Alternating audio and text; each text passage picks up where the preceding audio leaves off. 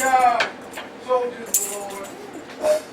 And every Shabbat, we try to get a little higher on Jacob's ladder.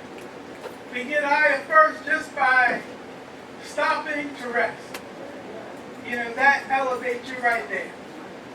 Just stopping your normal activities and being aware of the things around you. And the thing we are aware of most of Shabbat is the existence of the Most High God.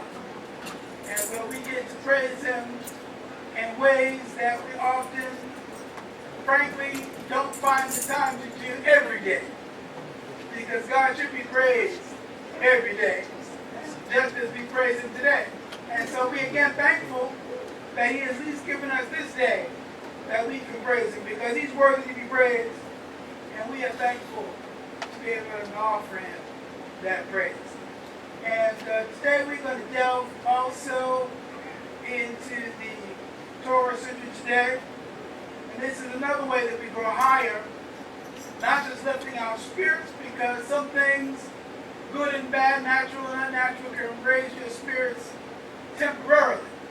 But we want to raise our spirits in a positive way, and not only our spirits, but to increase our knowledge. And this is the difference between Israel and other nations. Some people may get high, but they don't get wise. And so we want to feel good, and also every week try to learn more than we knew the week before. And that's what we're going to do today. Rishon, first. They call it Zaman Rishon, and always first. Ani noten kabod, Shabbat, ve'alel, le'el el yom, to the Most High God. Elohei ha-Elohim, God of God. Adonai ha-Adonai, Lord of Lords. Melechei ha-Melechim, King of Kings. Elohei Abotenu, the God of our ancestors. Abraham, Isaac, and Jacob, Moses, Aaron, David, and all the prophets of Israel. Elohei Imotenu, the God of our mothers. Sarah, Rebecca, Rachel, and Leah. Deborah, Ruth, Naomi, Hadassah, they call him Motok, Yisrael. Kamani Kabod, Rabbi Roshi, gave the Shmuel for the name. Rabbi Binyamin, Levy, who was with us until we crossed the George Washington Bridge. We hope to see him a little bit later. And we honor Azrael Ben Dan, who always does such a wonderful job. Rabbi Sholomo Ben Yehuda, Bishville Iman Shali, especially my mother, Rabbi Deborah Levy, Rabbi Rhea Levy, is here in New York visiting her mother. Bonnie Bougon Yisrael, Shabbat Shalom, and Shalom Aleichem. To all brothers and sisters, I greet you. Shalom Aleichem, peace be unto you. It's beautiful, peaceful Shabbat day. It was beautiful Shabbat also because this week I had my beautiful nieces with me. Isaiah, his children, came up and spent a couple of days with me and Levi, and we had a ball. We had a wonderful time, and I don't think they stopped playing, not even to go to sleep to see it. Did you go fishing? We didn't go fishing. We're saving that because they said they're going to come back in August when you're there. So they said, instead they went to a water park. They said, well, Imar, she might not want to go to the water park, so we go to the water. We come back in August and Imar see it, then we go fishing. So we did everything in the water except catch fish, all the rides and everything. And then when Ray went to see her mother yesterday, the girls made Friday night dinner. Gabby made the fish, and JoJo helped her, and Levi helped them all. Then this morning they made breakfast. So Levi made the eggs, and they got in the garden, they got some basil. We had a beautiful Shabbat. So that was a good way to bring the Shabbat in. Did they not make a cake? Put it today. They didn't make a cake, but they made the fish. And we had collard greens, so that was beautiful. But today we are going to delve into a part of the Torah, and I have entitled my brief sermon today, When Jealousy is Good. When Jealousy is Good. And this is one of those interesting, or put another way, when is it good to be jealous? ever be jealous. And so this is an interesting part of the Torah. Very complicated and confusing in some ways when you read it closely. And so I want to deal with this subject saying, when is it good to be jealous? Now, you know, we're in the book of Numbers now. When we were in the book of Exodus in the 20th chapter, there it said in the Ten Commandments, thou shalt not covet. Thou shalt not covet. That means to be jealous or desirous of something that someone else has. It says, thou shalt not covet thy neighbor's wife. Thou shalt not covet thy neighbor's ox, nor his ass, nor his manservant, nor his maidservant, nor anything that is thy neighbor's. Anything that your neighbor has is his or hers, and you shouldn't covet it, or desire it, or be jealous of the fact that they have what they have. So this is the first principle that we start with. So the question, when is it good to be jealous? And I'm going to go through the different Hebrew words and terms, whether you interpret it jealous or zealous. Some of the English translations say zealous, and some of them even translate it as when is vengeance good. There's that passage of scripture that says, vengeance is mine, saith the Lord. But here, Pentecost says, vengeance is going to be mine on this day, or my jealousy on this day. So that's why it's an interesting topic for us to delve into. So it begins in the book of Numbers, 25th chapter, 10th verse there. It says, and the Lord spoke to Moses, saying, Pinchas. Pinchas. Now this is an interesting name. Again, there are a lot of meanings in Hebrew names that often gets lost in the English. The name means face. So Pinchas means the burning face, which could be interpreted different ways. The fiery face. Pinchas, who was the son of Eleazar, who we know was the son of Aaron. So this is Aaron's grandson. And his name was Pinchas. And it says, he turned my anger away. And here I got to go to the Hebrew because you'll see.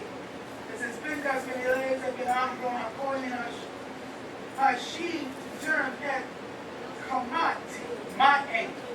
And Albany Yisrael Bechano at Kaniti. For he was, and this is where that the word that they're translating is Bachem, Kanet, Kufnu Aleph, Kanko, Kaniti. His jealousy turned my jealousy. For he was zealous for their sake among them, and I consumed not the people of Israel, Bekinati, in my jealousness, or in my zealousness. So, you notice the shifting of pronouns here. The root word, kuf, nun, aleph, which is translated here as being jealous. And sometimes God says, I'm glad we got our Hebrew students here, kan-o, his jealousy, and then also kan-ati, and my jealousness. So we all jealous. And God said in this sense, I'm thankful for Pinchas, because his jealousy saved you from my jealousy.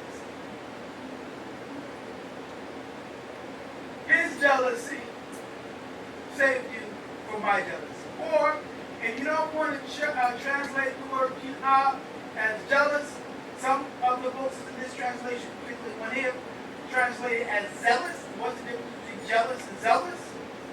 Or vengeance, right? It is, to a certain extent, an emotion.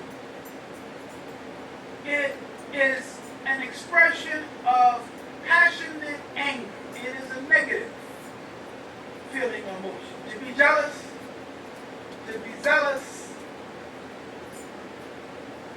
in that sense, and to seek vengeance, that is retribution of anger. And so how do we get this? Well, for those of you who studied the passage last week, when you were dealing with Balaam, and you were dealing at that time with the Moabites. Here, we shift a little bit with the Midianites. This is why some of you really closely, there's a little shifting going on here. But if you recall last week, when the king of the Moabites had the professional cursor, you might call him a witch, for hire. And they hired Balaam and they said, put a curse on Israel. And this man, when he cursed somebody, they are surely cursed. And he tried to curse Israel, did he not? And said he went to every hill and he looked to see if there was a way that he could curse Israel.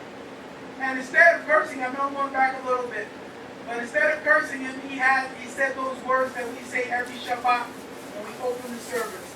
Matafu olecha Yaakov, Mishkanotecha. How goodly are your tents, O Jacob, your dwelling places, O Israel. How goodly are your tents. So I'm looking for something evil that I can use to curse you. And he said, I looked at Israel from every angle, from every side. I looked at them from the east. I looked at them from the west, the north, and the south. And I couldn't find anything to curse them for. Instead, if I want to be honest, I have to bless them. I have to say, how goodly are your tents, O Jacob. You know, my father taught me that Friday night, the Shabbat should be so peaceful that if Hasatan, the accusing angel, that's what Satan is, he's the accuser. That and he's always present, always looking for something to accuse you of, something to charge you with, something to blame you for.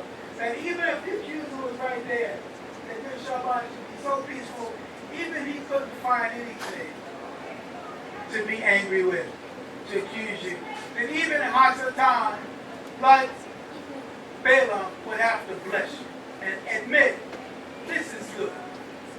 This is beautiful. They have peace. And they are giving praise to the Most High God, and you have to bless them. And this is what Balaam said.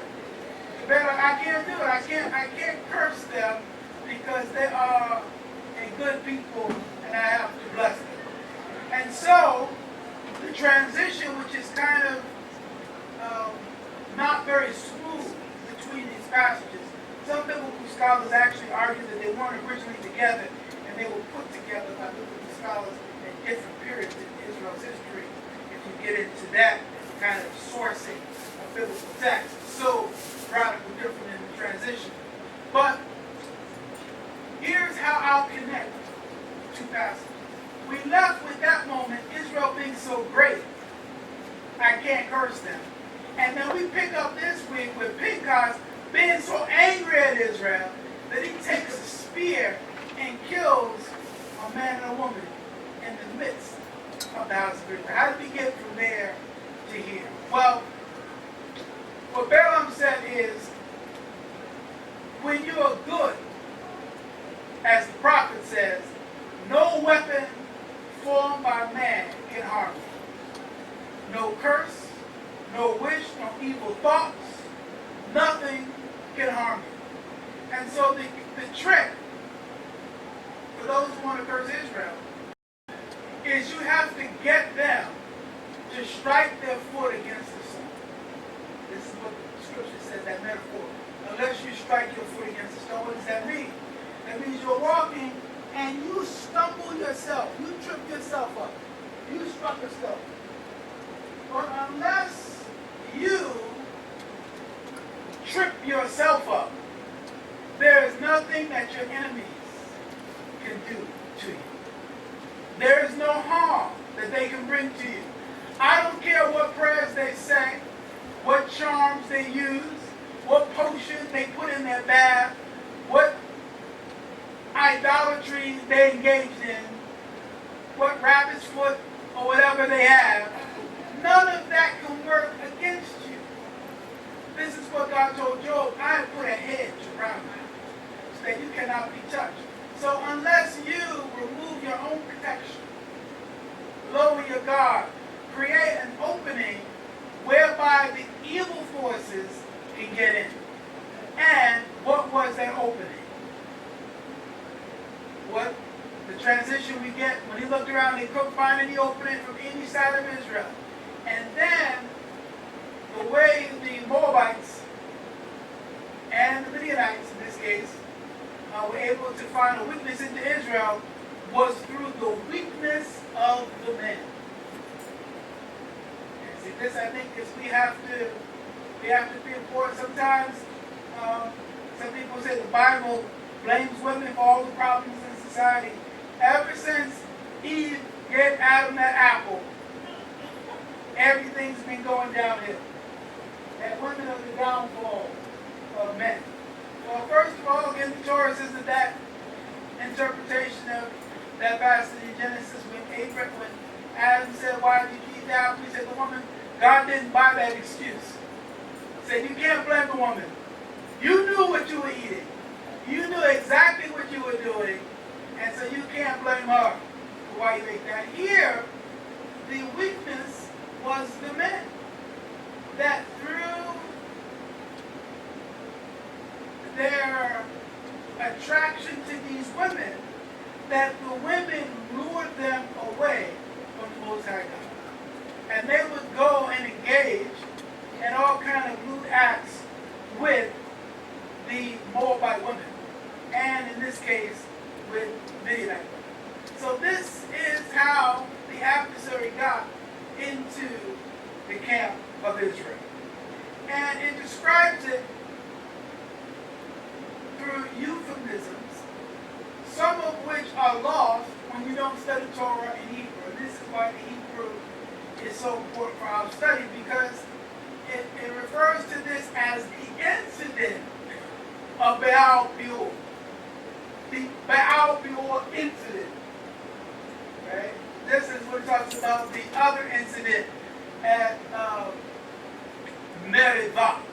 Meribah. Meribah means bitter. So the bitter water incident. Remember that incident. And then here we have the Baal Peor. So luckily we don't have any children in the congregation today. But even if we did, this is Baal Peor. What is that referring to? Baal means God. Right? The God of, and Peor means the opening. God of the opening.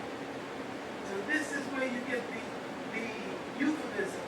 What did they lure these Israelite men into? Into the worship of the God of the opening. This was a pagan cult among the Moabite people and among the Midianite people, or different people. The Midianites are Hebrews, are they not? When you read the genealogy, Midian is the son of Abraham. Not from Sarah, he only has one son with Sarah and Isaac. And he has Ishmael, but then it says after the death of Sarah, Abraham married a woman by the name of Keturah. And he had 6 sons with Keturah, and one of those sons was Midian. So the Midianites are our brothers.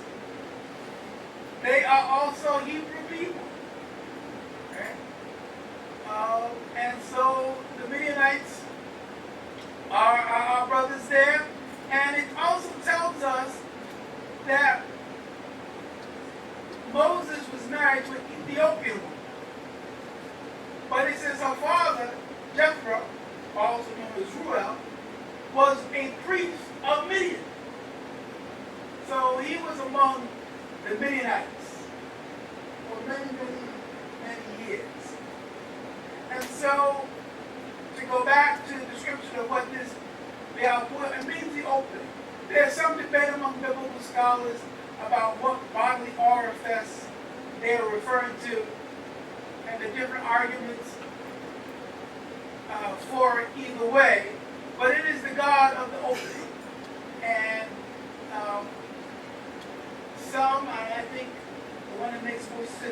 is a kind of sexual connotation. That is in part alluded to when Pinchas takes his spear. It says he killed the man and the woman. And so now you have to use your imagination and your visual acuity to say, how could he kill the man and the woman together at the same time? And so, well, they must have been in a position of copulation so that he just put the spear through both of them at the same time. Others have said that this refers to other bodily openings, and that what they would do in these ceremonies was also very lewd in their behavior. So whatever they were doing, they were also very bold about it. So it's not just Israelite men who go over to the Moabites and Midianites and engage in these orgies or in these other activities with them. But in this case, it says that, and it tells us the name of the men. In the 14th verse, it says, and the name of the Israelite man who was slain with the Midianite woman, his name was Zimri. And he wasn't just an average Israelite. He was the son of Saul, a prince of his father's house among the tribe of Simeon. So he was of the tribe of Simeon, and he was one of the Nasis, one of the princes of the tribe of Simeon. And the Midianite woman wasn't just any woman either. It says in the 15th verse, and the name of the Midianite woman who was slain, her name was Cosbi. And she was the daughter of Zur, and he was the chief of the people of his father's house among the Midianites. Now, if you're following the story with me, and I know it's kind of technical and going in different directions, but the question that I had when I read the story, beyond the gruesomeness and the action, why did Pinchas act in this way? The Torah says thou shalt not murder. Right? So why did he commit this double murder? And the other thing we have to remember this week is that Moses is sitting right there. And Eleazar, his father, is there. Aaron passed away last week, right? So it's very powerful. Moses is there and he's in charge. Eleazar is there and that's Pinchas' father. And it seems nobody gave Pinchas the order to go kill this man. Right?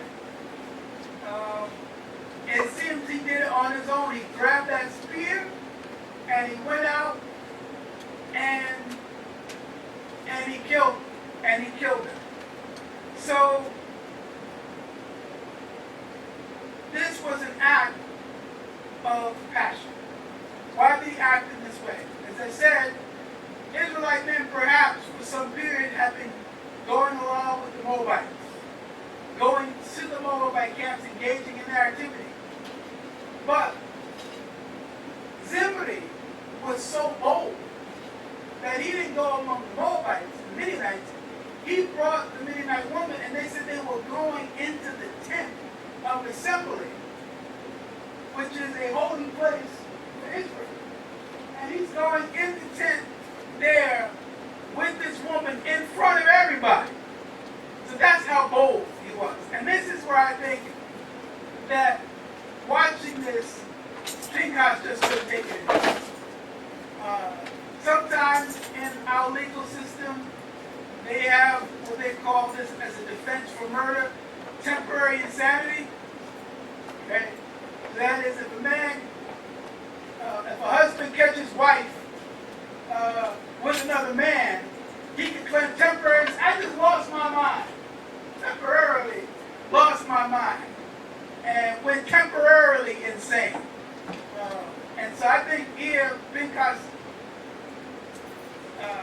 was just so overcome with, if you want to say, jealousy, zealousness, or a sense of vengeance, however you want to interpret that word, that's what overcame him. And he took the sword, the spear, and he killed both of them.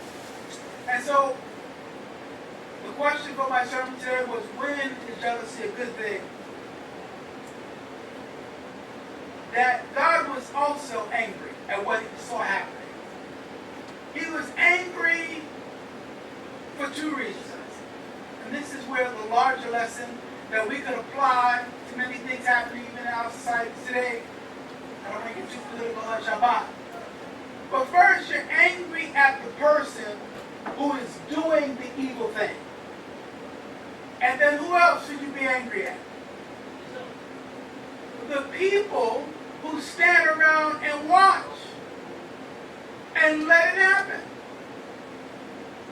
The Holocaust survivor Elie Wiesel says, take sides. Don't be a bystander when wickedness is going on. Right? You're either for or against. But you can't just sit there and watch things go on like this and don't say anything and don't do anything.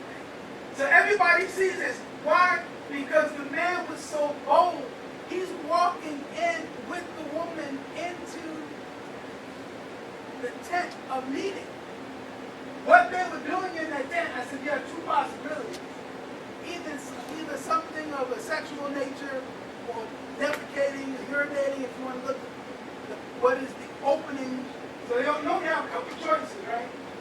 Whatever, either one of those, whatever they're doing in there, they shouldn't be doing. And they just walk in front of everybody, in front of the whole. Now, why didn't people act? Okay, maybe they didn't see it. This is how we could think about Moses. That is, maybe they didn't see it. Maybe they were just in shock. They were just standing with their mouths just like, I don't believe what I'm seeing. Just a state of total shock. I mean, that'd be like somebody just walking the synagogue today, you know. I don't believe, just like right up in the tent of tabernacle, they're going to do this. So maybe, to be generous, some people are just in a state of shock and disbelief. Right, Mother Aliyah? Just can't believe it. No, this is going on in the world now. You see it. Or they know it, they see it right going on in front of their face, and nobody says anything. And I didn't want to get too political, but I read an article in the New York Times this week about all the condemnation of the president saying to a group of black women, go back to where you're from. And there was outrage on the part of the Democrats. And they pointed out that maybe only 3 Republicans had any criticism to say, or 4, and all of them, and all the hundreds nationally, that they just, you hear them say this to black women, go back to where you're from. All of them American citizens, right? 3 of the 4 born here, right? Go back to where you're from. And you don't say anything about that. So then you can't just blame Trump, is what I'm saying. The person who does the thing. But you also have to look at all the people who heard it, who saw it, and didn't do it. God was angry both at the person who did the deed, and he was also angry at Israel. And this is why he said, I thank Pinchas, because your anger, which you just took out against one person, you just killed Zimri and Cosby, right? So your anger spared them from my anger. Because my anger wasn't just going to be against Zimri and Cosby, it was going to be against the whole house of Israel. And in fact, the Torah says it was going on, and they didn't realize what was going on. It says 25,000 people died in the plague. And when he killed Cosby and Zimri, the plague suddenly stopped. Okay? Got it? Yeah. Mm-hmm.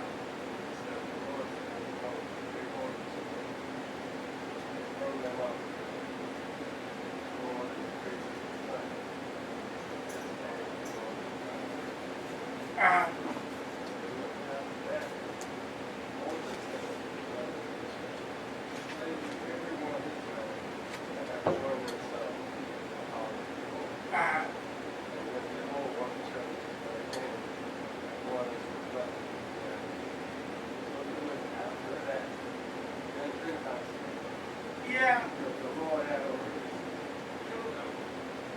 Right. Right. Well, the reason I make it individual is what the Torah says here in the next passage.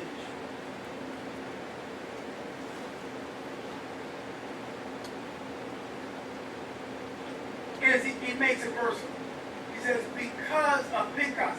If everyone else was doing this in terms of just as the other plagues, both when Moses gives this command to slay all people, those with Korach, those who weren't killed, the other plagues here, when you have a lot of people killing their brothers.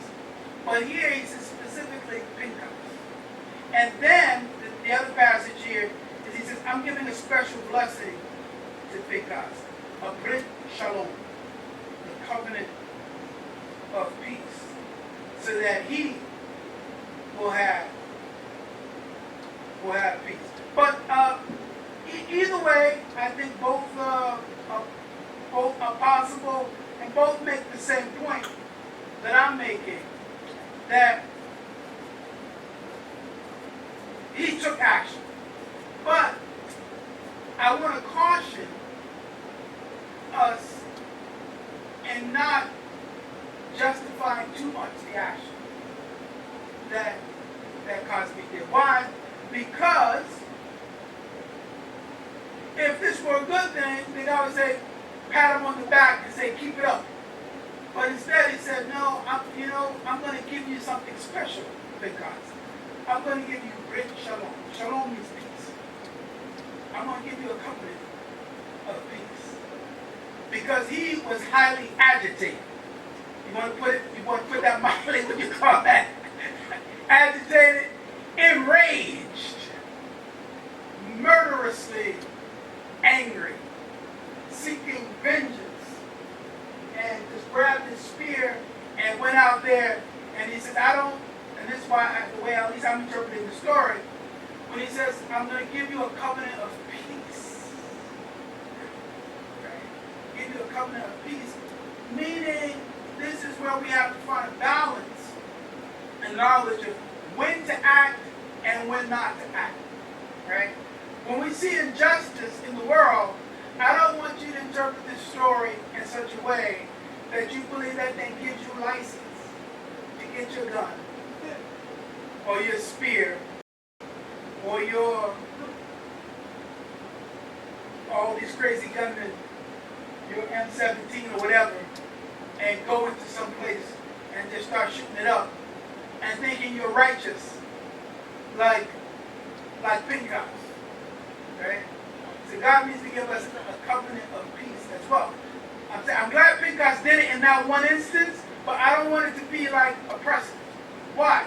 Also, you see, the Torah says in the same passage, just before it says, iron takat iron, shame takat shame, eye for eye, tooth for tooth.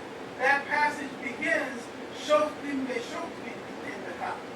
That the judges and counselors, they, in passing judgment, meaning there's already been a trial, there's been deliberation, there's been witnesses. Then when a person is found guilty and giving the punishment should suit the crime. An eye for an eye, not a life for an eye. A tooth for tooth, not a life for a tooth. Okay? And see, in our society, we see people who commit big crimes, they get off, don't serve any jail time, until suddenly it comes back. You've been hearing about them abusing women for years, and they got off, and then other people serving long prison sentences for small amounts of marijuana and things like that. So that's not proportional to the crime. So therefore, when it says eye for eye, tooth for tooth, it doesn't mean you can go out and seek revenge against anybody that they did to you, you do the same thing back to them. No. And the same thing here with Pinchas, that he ultimately gave him a covenant of peace. But also the larger lesson is that we can't stand idly by in the face of evil. Because God will be angry with the person who commits the act, and also bystanders. Those who didn't do anything. So I'm glad Pinchas did something. Maybe he didn't do the right thing. Maybe it was the right thing, particularly in that moment, in that situation. It was the right thing. I'm glad he did it because of his actions, it stopped the evil doing, and therefore the plague stopped. God was already punishing us with this plague. Now, again, also, it uses the term plague, not the murder of people killing. You know when people are going around with a sword killing everybody, right? That's mass execution. When people are dying of the plague, sometimes they don't know the cause. Why is this plague? We also see that Israel has a very short memory. Because what was it, just 2 weeks ago, we were dying of another plague. People were getting bit by snakes left and right. Right? And God causes these plagues to fall upon us. And sometimes we don't know why it's happening. It's because of the wickedness. It's because of the evil. Here, the 25,000 were killed by a plague, or killed by the men that Moses dispatched. They stopped when Pinchas did this. And then, of course, they go back to their evil ways shortly after. But momentarily, it stopped. And so when we see this, we have to be aware. But again, what I want to bring to the conclusion today is this is a time of action. We must not pretend we don't see the injustice going on in the world and what's happening. You know, I teach history, and when you talk to people about World War II and the Holocaust, people still alive and around from that, old enough to remember it. When I went to Washington, D.C., and I visited the Holocaust Museum. And then I went to Israel and I visited Yad Vashem, the Holocaust Museum in Israel. People who lived through the 1940s, a lot of them say, we didn't know what was going on about the Holocaust until World War II was over. And then we saw the pictures and we heard about the gas chambers and what was going on. But a lot of people, even in Germany, would claim they didn't know what was going on. And so, this is willful ignorance. When I was in Africa last month, you couldn't claim you didn't know about the slave trade because it was going on for 400 years. And it was out in the open. And you look at those slave counselors, it was going on for 400 years. How could you claim you didn't know that it was going on? World War II, just a few years. And it all takes place in the backdrop of World War II. So, the lessons from history, the great historian Josiah Diakis says, those who fail to learn the lessons of history are doomed to repeat it.